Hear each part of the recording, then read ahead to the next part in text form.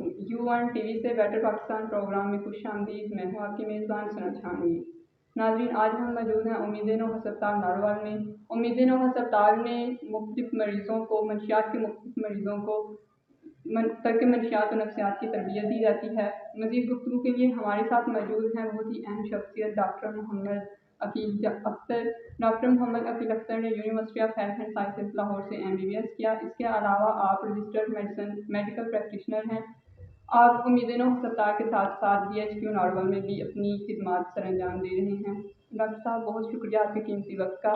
Ji ji, thank you जी, आपका भी बहुत शुक्रिया सर। सर, अमूमन ये होता है कि हमारे माशरे में ये चीज़ पाई जाती है कि वालिदैन को बच्चों को डॉक्टर या इंजीनियर बनाने का शौक़ बहुत ज़्यादा पाया जाता है।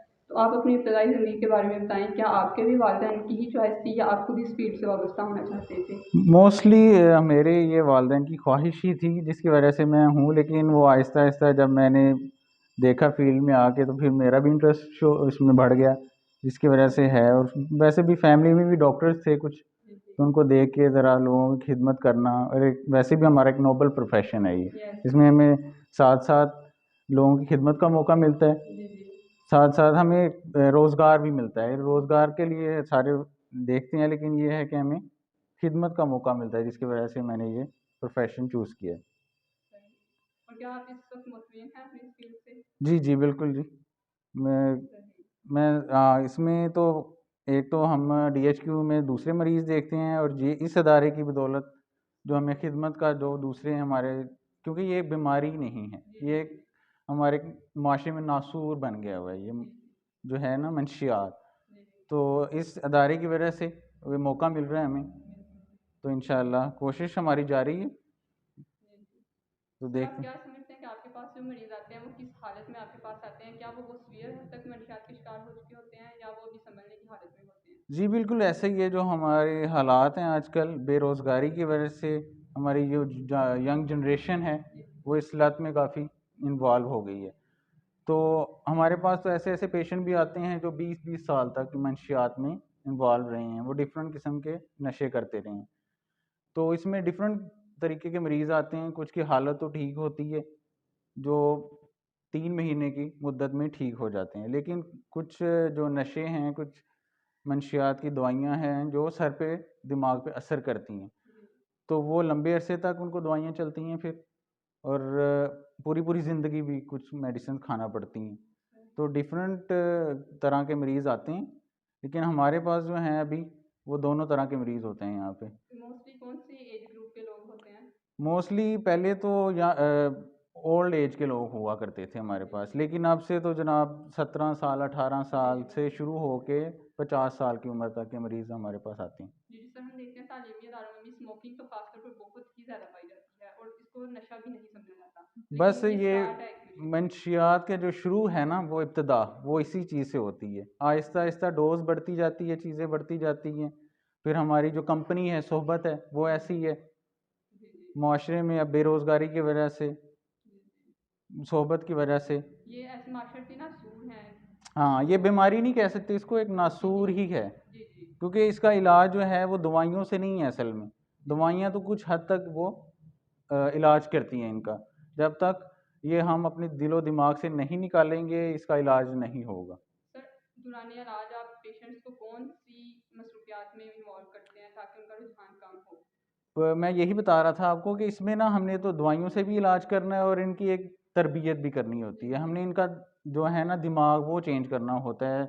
इसमें हम दीनी तरबियत करते हैं उनकी, ठीक है। उनमें हम उनके वालदैन की, उनके बाल बच्चों की जी तरबियत में इन्वॉल्व करते हैं। ठीक और कुछ मेडिसिन हैं थोड़ी बहुत ही चलती हैं। कोई जो जहनी मरीज़ होते हैं हम, वो ज़्यादा हमें जो लंबे अरसे तक जो मेडिकेशन होती है उनकी वो देनी पड़ती हैं। सही सही। सर, आपको इसमें इसका मतलब कि आप अमराज से निपटने के लिए मेडिकेशंस प्रोवाइड करते हैं उनको? जी जी। इसके अलावा सर ये क्या ये हो सकता है कि उनको कोई ऐसा मतलब सिलाई का कोई हुनर सिखाने के लिए उनको बिजी कर दिया जाए या पेंटिंग या ड्राइंग इस तरह की किसी भी हाँ, एक्टिविटी में इन्वॉल्व कर दिया मुख्तलिफ जाए? मशागिल में इन्वॉल्व रखते हैं, क्योंकि इसमें हमने माइंड डाइवर्ट करना होता है इनका। किसी किसी काम में बिजी रहें, वो अगर वेकेट रहेंगे, सोचेंगे फिर उल्टी सीधी चीज़ें, और हमने वही चीज़ चेंज करनी है। हमारा मेन फोकस जो होता है वो पहले दीनी तरबियत ही होता है इनकी। हमारे पास मोस्टली पेशेंट जो आते हैं वो उनको नमाज तक नहीं आ रही होती, नाउज़ुबिल्लाह। तो ये चीज़ें हम करते हैं। बाकी एक्टिविटीज़ हैं कुछ, उसमें हम इलेक्ट्रिसिटी या इलेक्ट्रीशियंस जो हैं वो करते हैं, उनको सिखाते हैं कुछ चीज़ें जो हम नॉर्मल ज़िंदगी में हम काम आ सकें आगे। किसी फील्ड में अगर वो नहीं काम कर रहे तो वही छोटी मोटी चीज़ें कर सकें। जैसे हम कंस्ट्रक्शन में जो कर रहे होते हैं, मिस्त्री जिसे हम कहते हैं, वो इस तरह की चीज़ें हम वो उनको सिखाते हैं कि वो अपनी ज़िंदगी गुजार सकें, बाल बच्चों का पेट पाल सकें। ठीक है। तो सर क्या आप ये समझते हैं कि ये इलाज एक खास मुद्दत तक अपना असर दिखाता है, उसके बाद मरीज दोबारा इस काम में इन्वॉल्व हो सकता है? जी, ये एक साइंटिफिक स्टडी है कि इसका इलाज जो है ना वो 3 महीने तक होता है, 90 डेज़, ठीक है। लेकिन हम इसमें 70% चांसेस होते हैं कि ठीक रहेगा, लेकिन जो 30% चांस है वो हमने फिर उसका आगे डिफरेंट तरीके से हमने टैकल करना होता है इसमें। इसमें एक आगे ज़िम्मेदारी आती है ख़ानदान की। ख़ानदान का ये है कि अगर वो निगरानी नहीं करेंगे, सोहबत दोबारा से वही हो जाएगी इनकी, तो फिर 30% वो 100% में चेंज हो जाएगा। तो इसमें हम पेशेंट्स को और इनके अटेंडेंट्स को यही गाइड करते हैं कि सिगरेट तक नहीं आपने दोबारा स्टार्ट करनी, और निगरानी होती है, अटेंडेंट्स करेंगे तो इंशाल्लाह 70% चांस होते हैं कि दोबारा नहीं होगा। लेकिन वही बात कि अगर निगरानी नहीं होगी, चीज़ें सोहबत नहीं चेंज होगी तो 100% में चेंज हो जाएगी। सर पेशेंट्स जो होते हैं वो भी तो इस खास नशे के आदी हुए होते हैं, तो जब उन्होंने ये नशा छोड़ना होता है उनको कौन सी मुश्किलात का सामना करना पड़ता है? उसमें डिफरेंट किस्म की कैटेगरीज हैं जिसमें हम इनको कहते हैं, असल में विथड्रॉल सिम्टम्स होते हैं, जो विद इन 1 मंथ जो तंग कर रहे होते हैं जब नशा छोड़ता है इंसान। तो उसमें है दर्दें होती हैं जिस्म में, उसमें हमारा उल्टियाँ आना, मोशन लग जाना, पेट में दर्द, जिस्म का मुड़ जाना या नींद ना आना, इस तरह की अलामात होती हैं। तो पहले महीने में वही हमने देखना होता है। कोशिश करते हैं कुछ पेशेंट, लेकिन वो 2 से 3, अगर हमारे इदारे में यही होता है कि महीने में हम उनको छुड़वा देते हैं। अगर घर में खुद ट्राई करेगा वो तो 2-3 दिन से ज़्यादा नहीं कर सकता वो विथड्रॉल सिम्टम। तो हमने सिम्टोमेटिक ट्रीटमेंट करनी होती है पहले महीने में, और जो इलाज है वो पहले महीने में ऑलमोस्ट कंप्लीट हो जाता है इनका। जो 2 महीने होते हैं फिर वो हमने हमने देखना होता है कि वो कितना अब टॉलरेट कर सकता है, रेजिस्ट कर सकता है अपनी इन सिम्टम्स को। और सर इलाज के दौरान जो उनका रवैया होता है, चिड़चिड़ाहट, गुस्से में आ जाना, उसको भी आपको हैंडल करना पड़ता है? जी, जी, ऐसे ही है क्योंकि मुख्तलिफ है ना, अब नींद नहीं आनी, फिर उल्टियाँ, मोशन जो आपको बताया ये तो नॉर्मल हो जाते हैं। लेकिन जब वो नींद नहीं आएगी तो वो चिड़चिड़ापन हो जाएगा, लड़ाई करेगा दूसरों से। तो इनको जब टॉलरेट करना शुरू कर देते हैं, फिर मेडिकेशंस होती चल रही होती हैं, तो वो फिर ठीक हो जाते हैं आहिस्ता-आहिस्ता, इलाज जो होता है ना, वो बेहतर हो जाता है उनका। सर ये जो नशे की लत में लग जाना, क्या दूसरे भी नफसियाती अमराज को लीड कर रहा होता है? जी, ये डिफरेंट टाइप हैं नशे की। उनमें आजकल जो कॉमन चल रहा है वो है आइस। आइस का नशा, बाकी नशे तो इतने अफेक्ट नहीं करते दिमागी अमराज का, लेकिन ये है कि आइस का जो नशा है वो दिमागी असर करता है। तो उसकी वजह से depression, bipolar disorder, suicidal thoughts तक आते हैं उनको। तो इनको ही हमने तवज्जो देनी होती है ऐसे पेशेंट्स को। सही, सही। और सर आपके अदारे में तर्क मंशियात के अलावा दूसरे कौन कौन से नफसियाती अमराज को देखा जाता है? ये सारे डिप्रेशन हो गया, बाइपोलर डिसऑर्डर्स हो गया, सुसाइडल थॉट्स हो गए, स्किज़ोफ्रेनिया है जो मोस्ट कॉमन इनमें होता है पेशेंट्स में, आइस वाले पेशेंट्स में। तो वो उनको देख रहे होते हैं हम, मेल्स टैकल एंड कर रहे होते फीमेल्स हैं। दोनों के लिए आपने क्या ऑर्डर बनाया हुआ है नहीं, आपने? अभी तो हमारे पास हमने मेल्स का ही खोला है, इंशाल्लाह आगे है हमारा प्लान ना फीमेल्स का भी, क्योंकि ये लत ना हमारे माशरे में अंदर ही अंदर खाए जा रही है माशरे को। तो हम इंशाल्लाह कोशिश कर रहे हैं अपनी, जहाँ तक हो सके इंशाल्लाह करेंगे, माशरे की खिदमत ज़रूर करेंगे और इंशाल्लाह। सबसे बड़ी बात कि लोगों को अवेयरनेस नहीं है कि यहाँ पे अदारी हैं और इनके लिए डॉक्टर से रुजू करना चाहिए। बिल्कुल जी, तो यही लोगों को बात। इसकी जिम्मेदारी कबूल करनी चाहिए।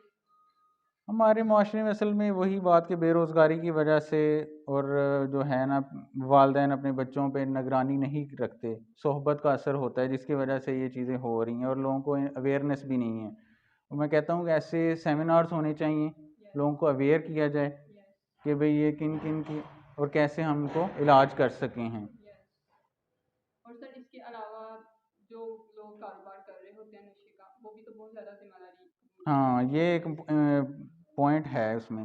उसमें मोस्टली उनका बिजनेस जो है वो यही चल रहा होता है, तो जब वो एक मंशियात वाले वो उनका काम बंद होगा तो वो एफर्ट तो करेंगे ही। तो हमें चाहिए कि ज़रा हमारे पुलिस का भी रोल होना चाहिए, वालदैन का भी रोल होना चाहिए, और हम as a be Muslim, as a human, हमें खुद एफर्ट करनी चाहिए। जहाँ पे भी ऐसी चीज़ें हमें दिख रही हैं, मालूम है, तो उस पर हमें तवज्जो देनी चाहिए। यस सर, हमारे एजुकेशन सिस्टम का कितना रोल है इसमें कि हमारे बच्चों को किस सतह से तालीम देनी शुरू कर देनी चाहिए इन चीज़ों के बारे में, इन बच्चों को इनसे दूर रहने के लिए? इसमें मैं समझता हूँ जो जनरेशन आ रही है फिफ्थ से स्टार्ट हो जानी चाहिए ये चीज़ें, ठीक है। इसमें एक तो दीनी तरबियत होनी चाहिए बच्चों की, और एक जो मंशियात और ऐसे जो हमारे माशरे में जो चीज़ें नासूर पल रहे हैं उनके बारे में बच्चों को आगाह होना चाहिए, क्योंकि आजकल ये 8वीं क्लास 9th क्लास से ही स्टार्ट हो जाती हैं जी बच्चे। जी, क्योंकि टेक्नोलॉजी बहुत आम है, बच्चे देखा बिल्कुल। देखी इस चीज़ का शिकार हो जाते हैं। इसका में मोस्ट जो है ना अवेलेबिलिटी का, जो आजकल हमारे माशरे में ना अवेलेबिलिटी जिसकी भी चीज़ की होगी वो ख़राब करेगी। तो ये तो विदिन सेकंड्स कॉल करनी है आपने, और सोशल मीडिया की वजह से तो अवेलेबिलिटी का बहुत इसका फ़ायदा हुआ है लोगों को कि वो फ़ौरन से चीज़ें ये मंगवा सकते हैं। तो इस पे ज़रा हमें फ़ोकस करना चाहिए। बहुत शुक्रिया सर आपके कीमती वक्त का। अगर आप आखिरी पैगाम देना चाहें? जी, मेरा यही पैगाम है वालदैन को कि ये हमारी जो नई जनरेशन है इस पे तवज्जो दें, यही हमारे मुल्क का फ्यूचर है। तो अगर हम निगरानी नहीं करेंगे और उन पे तवज्जो नहीं देंगे तो हमारा फ्यूचर बहुत तबाही की तरफ जा रहे हैं। तो बस अल्लाह ताला से दुआ है कि अल्लाह ताला हमें इस नासूर से महफूज रखे और मुल्क को तरक्की दे। Thank you. बहुत शुक्रिया सर आपका। नाज़रीन, जैसा कि आपने देखा कि इस नासूर को जड़ से उखाड़ फेंकने की ज़रूरत है। ये मसला कौमी तरक्की में बहुत असरअंदाज हो रहा है और हमें कोशिश करनी चाहिए कि हम तमाम मिल के इस नासूर को जड़ से उखाड़ फेंकें, क्योंकि ये एक फ़र्द की वजह से नहीं होगा। ये सारे लोग मिल के जब इज्तिमाई तौर पर इस चीज़ की जिम्मेदारी कबूल करेंगे और इज्तिमाई तौर पर इस नासूर को जड़ से उखाड़ फेंकने की कोशिश करेंगे, तब ही इस मसला को जड़ से ख़त्म किया जा सकता है। बहुत शुक्रिया। हाजिर होंगे अगले प्रोग्राम के साथ। इजाज़त दीजिए।